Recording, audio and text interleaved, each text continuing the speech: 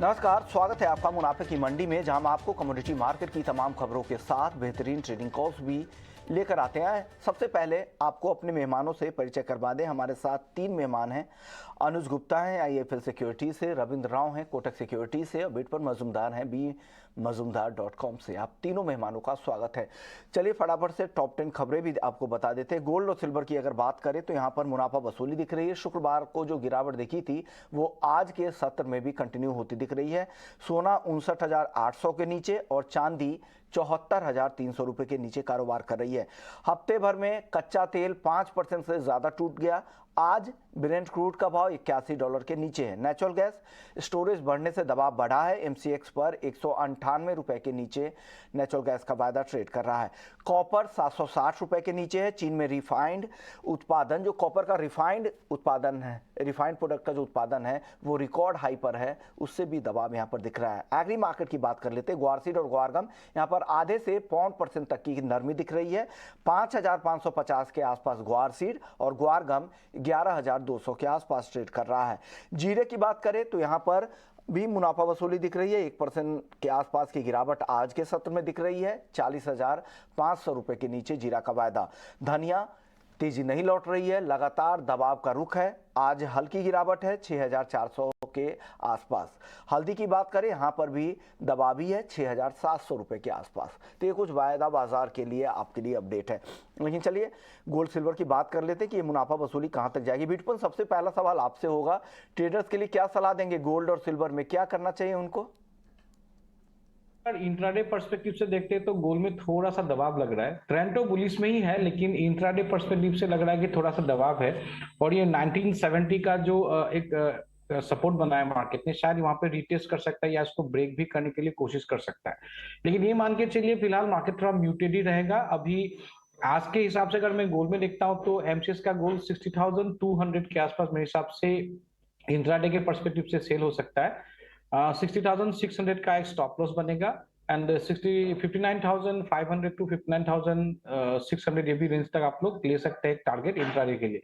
और सिल्वर में देखिए मार्केट फिर एक बार रिट्रेस करके फिर एक बार जो इंपॉर्टेंट सपोर्ट लेवल है 73,600 टू 700, अगर ये तोड़ जाता है तो शायद यहाँ पे मार्केट में थोड़ा सा करेक्शन एक्सटेंड हो सकता है। 73,000 या 72,800 भी पहुंच सकता है। तो फिलहाल मेरे हिसाब से देखिए पुल बैक पे ही सेल करना है। और एक चीज मान के चलिए, देखिए करेक्टिव फेज है लेकिन ओवरऑल फेज बुलिश का ही है। गोइंग फॉरवर्ड अगर गोल्ड कभी 60,950 के ऊपर क्लोज दे देता है तभी तेजी आएगा। और सिल्वर में भी 76,000 के ऊपर मार्केट अगर चला जाता है तभी बुलिश होगा। तब तक ये सेल ऑन राइज वाला मार्केट ही है, थोड़ा सा इंट्राडे के लिए या गोइंग फॉरवर्ड। जब तक FOMC मीटिंग है उसके लिए वेट करना पड़ेगा ज्यादा क्लैरिटी आने के लिए, तब तक थोड़ा सा मुझे लग रहा है कि बहुत तेजी नहीं है। चलिए, तो ये गोल्ड और सिल्वर पर बिटपन की राय। रविंद्र जी, आप क्या सलाह देंगे ट्रेडर्स को गोल्ड और सिल्वर में?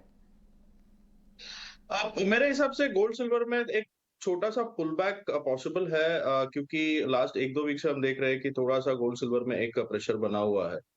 दैट इज मेनली बिकॉज जो फेड रेट इंक्रीज है इन द मीटिंग, उसका जो प्रोबेबिलिटी है that has gone up to 88%। अगर हम 24 मार्च को देखें तो it was exactly opposite, it was just 11% probability था 25 बेसिस पॉइंट हाइक का, और अभी ये 88% हो चुका है। तो उस वजह से आई थिंक एक क्योंकि मार्केट पहले ये एक्सपेक्ट कर रहा था कि शायद जो मार्च का मीटिंग है that was the last hike and in May meeting Fed might take a pause. लेकिन जो बिजनेस जो बैंकिंग क्राइसिस है आई थिंक वो थोड़ा सा संभलते हुए दिखा है, और जो अर्निंग रिपोर्ट है वो भी US के जो बड़े बैंक है उसके अच्छा है। तो I think that is what is again putting the expectation back की 25 बेसिस पॉइंट हाइक होगा मई में।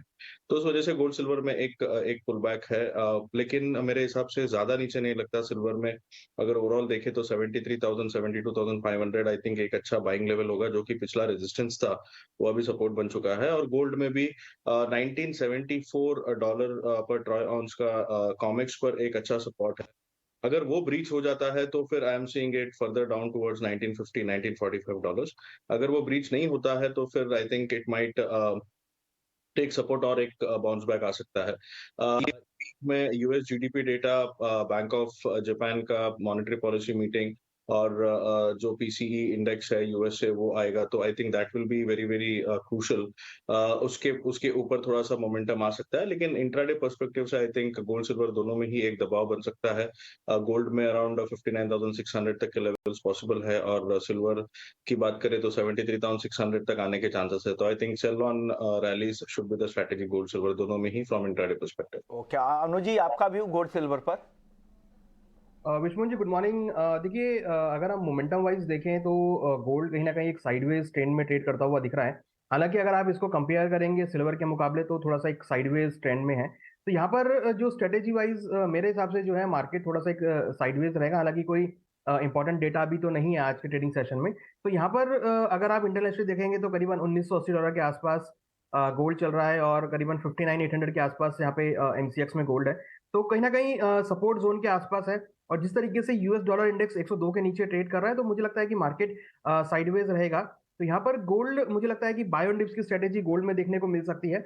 अगर हम लेवल वाइज बात करें तो करीबन 59,500 के आसपास अभी थोड़ा सा अगर 100 से 200 रुपये और भाव गिरते हैं तो खरीदारी करना चाहिए। 59,250 का स्टॉप लॉस लगाए, टारगेट 60,000 तक हो सकता है। हमें लगता है कि ऊपर में $1950 से $1990 तक के लेवल देखने को मिल सकते हैं। वहीं अगर सिल्वर की बात करें तो सिल्वर में हमने थोड़ा सा नेगेटिव ट्रेंड बनते हुए देखा है, एक प्रॉफिट बुकिंग आती हुई दिखाई दी है। तो सिल्वर में यहाँ पर मैं सेल ऑन राइज का स्ट्रेटेजी देना चाहूंगा। करीबन 75,000 के आसपास बिकवाली करें, 75,850 का स्टॉप लॉस लगाएं, टारगेट नीचे करीबन 74,000 तक देखने को मिल सकते हैं। हालांकि $25 को मार्केट काफी सस्टेन कर रहा था, अब उसके नीचे थोड़ा ट्रेड करता हुआ दिखाई दिया। तो नेक्स्ट सपोर्ट करीबन $24.5 का है। तो मैं मान रहा हूँ कि मार्केट आज थोड़ा रेंज बाउंड रहेगा। यहाँ पर मिक्स ट्रेंड आपको देखने को मिलेगा। गोल्ड में अगर देखें तो बाय ऑन डिप्स की स्ट्रेटेजी रहेगी, और सिल्वर में सेल ऑन राइज की स्ट्रेटेजी देखने को मिलेगी। चलिए अब बात कर लेते हैं कच्चे तेल की। पिछले हफ्ते 5% टूटने के बाद आज भी कच्चा तेल कमजोर ही दिख रहा है। विठुपन क्या सलाह है, और ऑप्शन में अगर कोई आपके पास मौका दिख रहा है तो वो भी बता दीजिएगा। और देखिए क्रूड ऑयल में जो पहला तो एक चीज है कि सप्लाई साइड इश्यूज के कारण एक प्राइस ने रैली लिया था $64 से $84, $20 का। लेकिन वहां पे प्राइसेस को रिजेक्शन मिला, लगा कि बहुत सारा ब्रेकआउट जैसा हो रहा है 80 का, लेकिन 83.40 83.50 नाइमेक्स वाला जो है वहां पे थोड़ा मार्केट ने रिजेक्शन देके अभी मार्केट करेक्ट कर रहा है। तो करेक्शन अभी 38.2 फिबोनाची लेवल तक बनता है 75 के आसपास, जो प्रीवियस आपका एक गैप वाला फील भी होता है मार्केट। तो यहाँ पे अभी फिलहाल के लिए अगर मैं देखता हूँ तो थोड़ा रेंजिंग बन सकता है, थोड़ा डाउन साइड यहाँ पे थोड़ा लिमिटेड रहना चाहिए, क्योंकि सप्लाई वाला इश्यूज है। वो सडनली मार्केट में बड़ा डाउन साइड अभी फिलहाल के लिए नहीं है। तो रेंजिंग मार्केट हो सकता है $75 to $79 का, ये हो सकता है। और अगर एमसीएक्स में मैं देखता हूँ तो मार्केट अभी 63, 20, 30 इसके रेंज के आसपास चल रहा है। तो 6300 जो कॉल है उसको हम लोग बाय करके 6500 जो कॉल है उसको बेच के एक बुल कॉल स्प्रेड बना सकता है, जिसका अभी फिलहाल के लिए स्प्रेड चल रहा है 95 to 96। तो इसी करंट मार्केट के आसपास हम लोग स्प्रेड बना सकते हैं। मुझे लग रहा है कि ये थोड़ा स्प्रेड बढ़ सकता है, क्योंकि जो अगर मार्केट यहाँ से पुल बैक लेता है तो स्प्रेड प्रोबेबली 150 to 180 तक जा सकता है। तो आइडियल स्प्रेड तो $200 होता है जनरली, अगर मार्केट उसके ऊपर चला जाता है 6500 के ऊपर। तो अगर ट्रेडिंग परस्पेक्टिव देखते हैं तो मुझे हिसाब से वो ट्रेड सेफ रहेगा फिलहाल के लिए। और एक स्टॉप लॉस छोटा सा मेंटेन करना पड़ेगा। पकड़ लीजिए 50 के नीचे आपने स्टॉप लॉस मेंटेन कर लिया, 96 के आसपास चल रहा है तो 150 to 170 आप टारगेट लेके स्प्रेड बना सकते हैं। तो ये व्यू है। निको, ये अनुज जी आप क्या सलाह दे रहे कच्चे तेल में आज? देखिए, क्रूड भी एक रेंज में ट्रेड करता हुआ दिख रहा है। हालांकि अगर आप देखेंगे तो लास्ट वीक मार्केट एक रेंज में था, थोड़ा करेक्शन आया था। मुझे लगता है कि जो अब मार्केट के लेवल्स आए हैं ये थोड़े से सपोर्टिव लेवल हो सकते हैं मार्केट में। यहाँ पर हमने डबल बॉटम आते हुए देखा है। तो यहाँ पर मैं टेक्निकली एक बाइंग कॉल यहाँ पर देना चाहूंगा। करीबन 6300 के आसपास खरीदारी का ट्रेड बना सकते हैं। 6150 का स्टॉप लॉस लगाए, टारगेट करीबन 6500 तक देखने को मिल सकता है। कहीं ना कहीं हमें लग रहा है कि मार्केट जो है वो रेंज में ट्रेड करता हुआ दिखाई देगा। हालांकि अगर आप देखेंगे तो पिछले काफी टाइम से मार्केट एक काफी टाइट रेंज में ट्रेड कर रहा है, और हमने एक रिकवरी भी आते हुए देखी थी। तो यहाँ पर मैं एक स्प्रेड कॉल देना चाहूंगा ऑप्शंस में। करीबन 6000 का जो पुट ऑप्शन है करीबन 117 के आसपास है, उसमें खरीदारी का ट्रेड बना सकते हैं। और वहीं अगर 6600 का कॉल ऑप्शन की बात करें जो कि 120 के लेवल चल रहा है, उसमें खरीदारी का ट्रेड बना सकते हैं।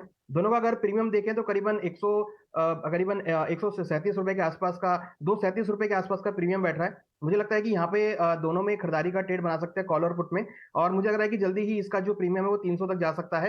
170 के आसपास का स्टॉप लॉस लगा सकते हैं। तो 6000 का पुट और 6500 का कॉल, 6600 का कॉल बाय करके चले तो ये एक स्प्रेड कॉल बन सकता है जिसमें ट्रेडिंग का ट्रेड बना सकते हैं, और वैसे फ्यूचर में 6300 के आसपास कॉल बाय कर सकते हैं। दोनों तरह की रणनीति आपके पास है। ऑप्शन के जरिए भी कम रिस्क लेना चाहते तो स्प्रेड के जरिए आप ट्रेड करें, ताकि आपको रिस्क भी कम आपके लिए रहेगा और मार्जिन भी कम लगेंगे। रविंद्र जी, आप क्या सलाह दे रहे हैं कच्चे तेल में आज? विश्वमोहन जी, मेरे हिसाब से अब क्रूड ऑयल एक सपोर्ट पर अभी ट्रेड कर रहा है। अगर नाइमेक्स क्रूड देखे तो एक राइजिंग विंडो सपोर्ट है टुवर्ड्स $75.70 पर बैरल, जो कि which translates to somewhere around 6260 6250 के आसपास। तो it is coming very close to the support now, but अभी भी थोड़ा सा एक डाउनसाइड पॉसिबल है। सो इंट्राडे में एक बार बेच के चल सकते हैं for a target of 6260, but from a short term perspective मेरे हिसाब से एक सपोर्ट लेगा लोअर लेवल्स पर। और अगर एमसीएक्स की बात करें तो एमसीएक्स में जैसे मैंने बताया कि 6260 6240 का एक मूविंग एवरेज सपोर्ट है, तो वहां से एक बाउंस बैक पॉसिबल है। जो इराक से जो सप्लाई कंसर्न्स था वो अभी थोड़े से ईज हो रहे हैं, क्योंकि वहां से फिर से एक बार एक्सपोर्ट शुरू होने के चांसेस है, तो उस वजह से इनिशियल थोड़ा सा दबाव रह सकता है, बट लोअर लेवल्स पे आई थिंक क्रूड में फिर से एक बार बाइंग आएगी। तो ओवरऑल जो रेंज में देख रहा हूँ क्रूड में नाइमेक्स में, वो अराउंड $80 से लेके 75 हाफ का होगा, तो इसीलिए 75 हाफ से there is a possibility it might again give a bounce back till $78 to $80। तो मेरे हिसाब से इंट्राडे पर्सपेक्टिव से सेल, बट अगर नीचे आता है तो एक बार शॉर्ट टर्म पर्सपेक्टिव से बाय करके चल सकते। तो ये व्यू है क्रूड को लेकर। बेस मेटल्स की चाल देख लेते हैं। हालांकि चौतरफा आज दबाव भी दिख रहा है पूरे ही बेस मेटल्स काउंटर में। कॉपर देखिए, कॉपर 760 के आसपास, लेड 184, एल्युमिनियम 212 के नीचे, और जिंक पर भी दबाव भी है 242 के आसपास। बिटकॉइन कुछ पसंद आ रहा है आज यहाँ पर, क्या शॉर्ट करना चाहिए? में तो सबसे ज्यादा वीक चल रहा है जिंक, और जिंक में भी कोई पुल बैक में सेल बन सकता है। लेकिन मुझे कॉपर का जो भी अभी जिस तरह से डेवलपमेंट हो रहा है कि चाइनीज डिमांड भी सबड्यूड है, जो आपने पहले बताया था कि चाइनीज डिमांड भी नहीं है और इंपोर्ट भी काफी ड्रॉप हुए हैं। लेकिन और एक चीज है कि कॉपर में एक चीज याद रखना है कि कॉपर थोड़ा एक डिमांड जोन के आसपास भी है, तो यहाँ पे हेवी शॉर्ट वाला पोजीशन नहीं बनेगा, क्योंकि अंडरलाइन आपका ट्रेंड डाउन है। तो मेरे हिसाब से शॉर्टिंग बनेगा 752 के आसपास with A strict stop loss 761, क्योंकि कभी भी ये डिमांड जोन से स्पाइक आता है। तो अगर अंडरलाइन ट्रेंड वीक है तो मेरे हिसाब से कॉपर में सेल बनेगा। जिंक में सेलिंग है, लेकिन फिलहाल के लिए इस लेवल पे करना क्योंकि मुश्किल है, क्योंकि काफी ओवरसोल्ड भी बना हुआ है। कभी स्पाइक जब आता है तो स्ट्रॉन्ग स्पाइक आता है। तो फिलहाल के लिए मुझे सेफ रहेगा कॉपर, 757 के आसपास सेलिंग, 761 का स्टॉप लॉस एंड 752 का टारगेट। ओके, अनुज जी, आप क्या सलाह दे रहे हैं बेस मेटल्स में आज? विष्णु जी, अगर आप देखेंगे तो एल्युमिनियम मुझे सबसे ज्यादा अभी लग रहा है पॉजिटिव वे में, क्योंकि हमने पिछले दिनों में काफी अच्छे रनअप इसमें आते हुए देखे थे। और इवन अगर आप देखें, कंपेयर करेंगे तो एल्युमिनियम ही एक ऐसा कॉन्ट्रैक्ट था जो लास्ट वीक पॉजिटिव बायस के साथ क्लोज हुआ था। तो एल्युमिनियम में ही मेरा बाय कॉल रहेगा, क्योंकि मुझे लगता है कि एल्युमिनियम में अच्छी एक रैली आगे कंटिन्यू हो सकती है। तो करीबन 211 के आसपास एल्युमिनियम में खरीदारी करें, 209 का स्टॉप लॉस लगाएं, टारगेट 215 तक देखने को मिल सकता है। इसके अलावा कॉपर भी मुझे लग रहा है कि अब धीरे धीरे एक ओवरसोल्ड जोन में आया है, तो यहाँ पर भी अब एक्यूमुलेशन बाय का देखने को मिल सकता है। तो अगर यहाँ पर भी ट्रेड लेना है तो अगर नीचे भाव 757 758 के आसपास मिलते हैं तो वहाँ खरीदारी का ट्रेड बना सकते हैं। 752 पे स्टॉप लॉस लगाएं, 766 तक का टारगेट देखने को मिल सकता है। तो टॉपिक में एल्युमिनियम रहेगा और सेकेंडरी में कॉपर का कॉल भी बाय ले सकते हैं। ओके, रविंद्र जी, आपकी टॉप ट्रेड क्या है बेस मेटल्स में आज?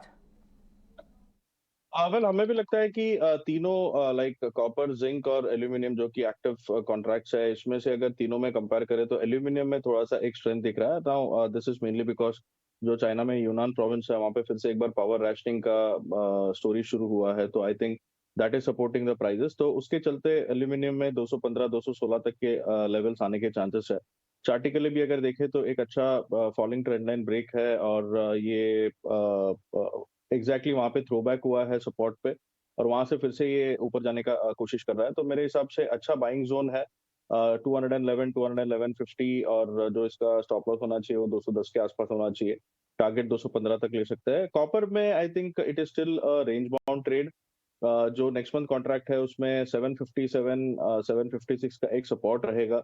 अगर नीचे आता है तो भी आई थिंक वहां से एक रिवर्सल आ सकता है, और अपसाइड जो है वो 770 772 का कैप रहेगा। तो आई थिंक जब भी ये 765 767 तक जाता है तो इट्स अ सेलिंग अपॉर्चुनिटी, और जब भी ये 757 के आसपास आता है तो इट्स अ बाइंग अपॉर्चुनिटी। तो मेरे हिसाब से एक रेंज बाउंड ट्रेड रहेगा कॉपर में, जिंक अभी भी आई वुड से कि थोड़ा सा वीकनेस दिखा रहा है।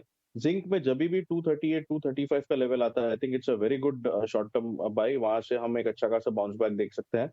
तब तक के लिए आई थिंक थोड़ा सा एक साइडवेज बायस रहेगा इसमें। जब तक कि 250 के ऊपर सस्टेन नहीं करता जिंक, तब तक मेरे हिसाब से 248 से लेके 235 का एक रेंज बना रहेगा। तो थोड़ा सा मिक्स्ड ट्रेंड है, बट जो टॉप पिक है वो एल्यूमिनियम रहेगा फॉर अ टारगेट ऑफ 215 216।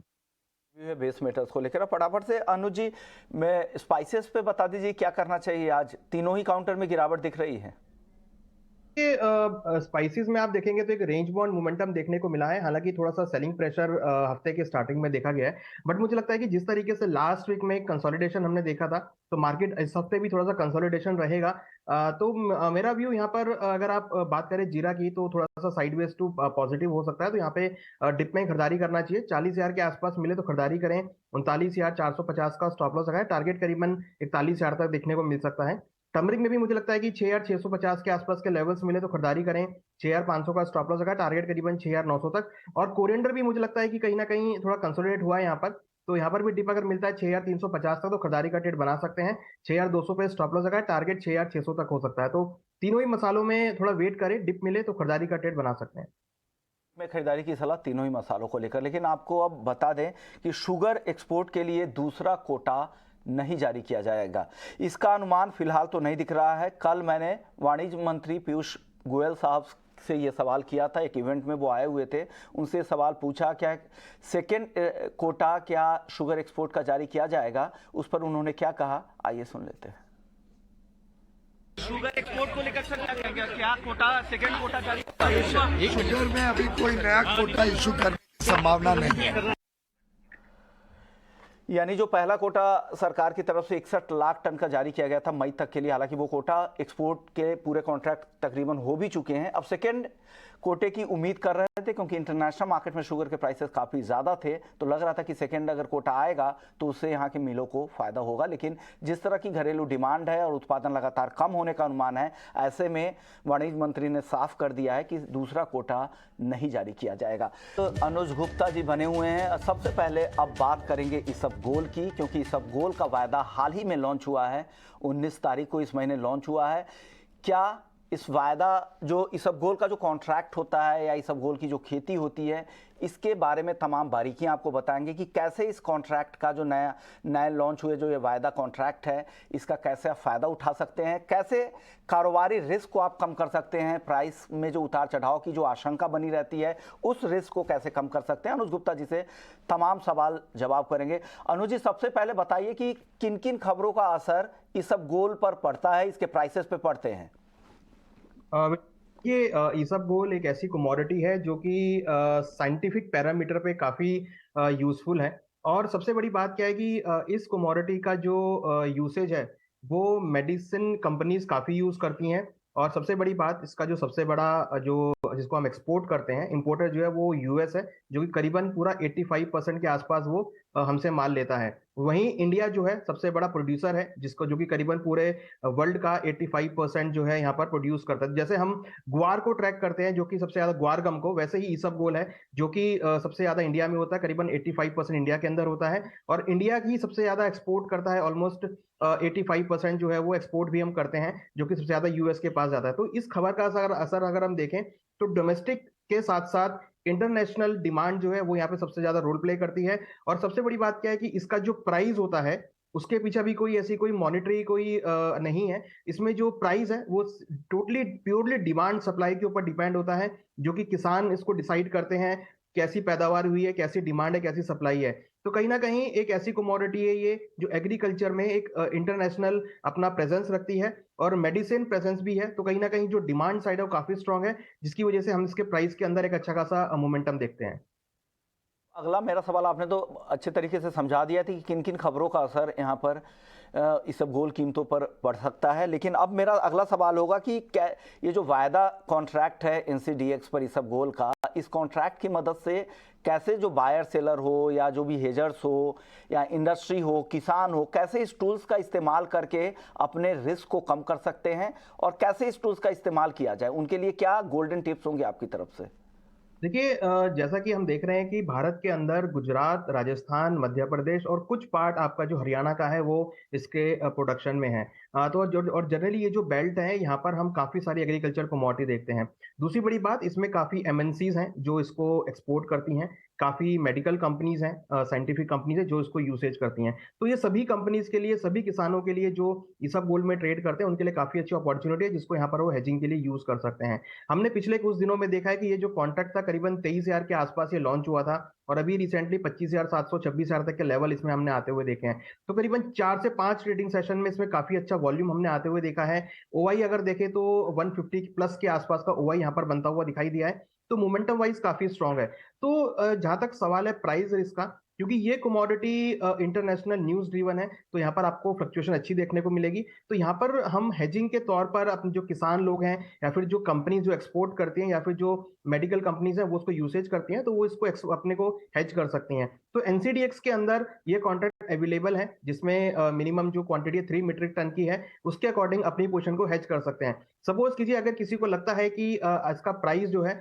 वो आगे बढ़ सकता है तो वो फ्यूचर के अंदर अपनी पोजीशन को यहाँ पर बाय करके चल सकते हैं। अगर वो बाय नहीं कर पा रहा है फिजिकल मार्केट में तो वो फ्यूचर्स मार्केट से बाय कर सकते हैं और अपनी फिजिकल डिलीवरी भी वो फ्यूचर्स मार्केट से ले सकते हैं। अगर उनको लगता है कि प्राइस उनके पास अगर माल पड़ा हुआ है और उनको लग रहा है कि अगर माल जो है वो उसका प्राइस नीचे आ सकता है तो फ्यूचर्स मार्केट में सेम क्वांटिटी वो शॉर्ट करके चल सकते हैं जिससे एक जगह उनको नुकसान होगा और एक जगह उनको बेनिफिट होगा। तो अल्टीमेटली जो उनकी कॉस्टिंग है वो वहां पर लॉक आउट हो जाएगी और उनका जो प्राइस है वो वहां पर हेज हो जाएगा। तो एक्सपोर्टर्स जो होते हैं जनरली उनको ये फियर रहता है कि जो प्राइस है वो अगर नीचे गिर गया तो उनको किस तरीके से उनको नुकसान होगा। तो वो यहाँ पर सबसे ज्यादा रोल प्ले कर सकते हैं, यूज कर सकते हैं एनसीडीएक्स के प्लेटफॉर्म को यूज करके। तो हमें लगता है कि ये जो प्लेटफॉर्म बना है एनसीडीएक्स का और पर्टिकुलर अगर हम इस कमोडिटी की बात करें क्योंकि 85% हम एक्सपोर्ट करते हैं तो एक्सपोर्टर्स की काफी नजर इस पर रहेगी और किसानों को यहाँ पर डेफिनेटली अपने प्राइस को लॉक करने की जरूरत है। तो मुझे लगता है कि एनसीडीएक्स का प्लेटफॉर्म करके यूज करके वो इसको हेज कर सकते हैं। किसान और एक्सपोर्टर ही नहीं, हर तरह के कारोबारी जो ईसबगोल में ट्रेड करना चाहते हैं वो इस प्लेटफॉर्म का इस्तेमाल करना चाहते हैं। सबसे अच्छी बात है कि डिलीवरी वाला कॉन्ट्रैक्ट है, तो अगर आपको लग रहा है कि भाव आगे यहाँ पर बढ़ने वाले हैं तो आप डिलीवरी भी ले सकते हैं यहाँ पर सौदा बना के। अगर आपके पास फिजिकल में माल है तो यहाँ पर शॉर्ट कर दीजिए, तो एक तरफ फायदा होगा ही, या तो फिर वहाँ पर गिरावट में अगर शॉर्ट किया है तो एक्सचेंज पर फायदा हो जाएगा, नहीं तो अगर वहाँ पर फायदा नहीं हुआ तो जो आपके फिजिकल के माल है अगर वो बढ़ गए तो वहाँ पर फायदा होगा। तो ये कॉन्ट्रैक्ट को आप काट भी सकते हैं, एक सौदे को कम भी कर सकते हैं। लेकिन क्लाइमेटिक इंपैक्ट क्या होगा इस सब गोल पर, साथ ही एक्सपोर्टर के लिहाज से देखें अनुज जी तो इसका क्या असर होगा FY23 और 24 में? ये जैसा कि हम देख रहे हैं एल्निनो का फियर है और डेफिनेटली हम देख रहे हैं कि इस बार जो बेमौसम बारिश हमने मार्च में देखी थी उससे काफी हद तक क्रॉप का नुकसान हुआ है। अगर हम फिगर वाइज देखें तो करीबन 10 से 12% के आसपास क्रॉप को थोड़ा सा नुकसान हुआ, जो प्रोडक्शन है वो भी थोड़ा सा कम देखने को मिला है। तो कहीं ना कहीं क्योंकि ये एक्सपोर्टेबल आइटम है, मेडिकल यूसेज है, तो इसकी जो डिमांड है वो आपको हमेशा बनती हुई रहेगी। ऐसा नहीं है कि डिमांड नहीं रहेगी, क्योंकि जनरली हम देखते हैं कि ये जो क्रॉप है ये कॉन्स्टिपेशन में काफी यूज होती है और जनरली जिसकी डिमांड हम हमेशा से देखते हैं कि वो बनी रहती है। तो डिमांड में कोई कमी आने वाली नहीं है यहाँ पर, तो हमेशा से एक्सपोर्टर को माल चाहिए रहेगा। तो मुझे लगता है कि अगर इसकी क्रॉप में जरा सा भी कोई गिरावट देखने को मिलती है, और ये काफी इफेक्टिव कमोडिटी है जो कि आपको मानसून से या फिर बारिश से आपको इफेक्ट होती हुई दिखाई देगी, तो उस पर नजर रखने की जरूरत है। और सबसे बड़ी बात, इस क्रॉप को लगने के लिए करीबन 3 से 4 बार पानी जो वाटर की साइकिल है वो यहाँ पे लगती है, तो पानी की रिक्वायरमेंट इसमें रहती है। तो अगर पानी की कमी रहेगी और अगर कहीं ना कहीं जो अगर सही से बारिश नहीं होगी तो उसकी क्रॉप को लगने में कहीं ना कहीं नुकसान हो सकता है। तो क्लाइमेटिकली काफी इंपैक्ट रहेगा इस पे, और मुझे लगता है कि आगे चल के जैसा कि हम इस बार अलिनो का फियर देख रहे हैं तो उससे भी काफी हद तक प्राइस इन्फ्लुएंस भी होते हैं। क्लाइमेटिक असर काफ़ी इस पर रहता है, लेकिन एक इसके काफ़ी यूजेज है, इंडस्ट्रियल यूजेज है, घरेलू इस्तेमाल में भी इसका इस्तेमाल किया जाता है, हर्बल के तौर पर इसका घरेलू इस्तेमाल होता है। तो एक बढ़िया कॉन्ट्रैक्ट एनसीडीएक्स की तरफ से लॉन्च किया गया है 19 अप्रैल को, जिसमें कारोबारी, एक्सपोर्टर्स, ट्रेडर्स, मिलर्स और साथ ही किसान इसका फ़ायदा उठा सकते हैं और अपने तमाम तरह के रिस्क को ज़्यादा से ज़्यादा कम कर सकते हैं। शुक्रिया अनुज जी, आपने वक्त निकाला हमारे लिए। चलिए मुनाफे की मंडी को यहीं समेटते हैं।